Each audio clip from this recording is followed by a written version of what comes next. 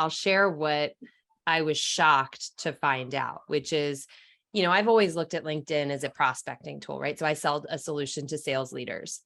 Now I would go on LinkedIn so I could learn as much as I could about them, so I could target my email to them. And that's what I thought it was for.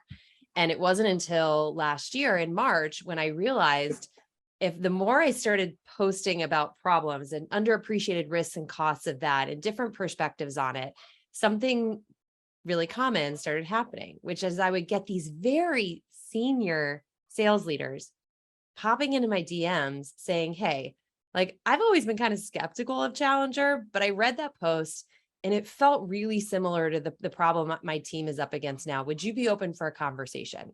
And I tell you what, Ethan, every time I get on the phone with one of these guys or gals, I would say, I got to ask you, like, why didn't you just fill out the form on Challenger? And they said for two reasons. One, I have no idea what kind of salesperson is going to be the recipient of that form.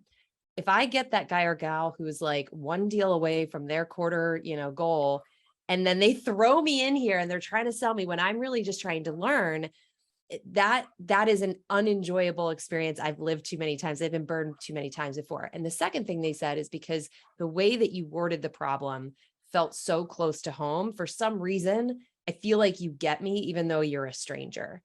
And so that was wild to me because I'm thinking like, how many of these lurkers are out there? You never see heads of sales posting, like maybe once in a while, but they're not like, they're not your primary people that are showing up in your feed. So once I saw that, what I realized was, my goodness, there are so many opportunities where our customers are going to learn and we're just not present there. We're not having a conversation about the problem. We're out there like pushing LinkedIn ads being like, here's our solution. Here's our solution. When in reality, what they're looking for is just learning about the problem, not yet learning about the solution.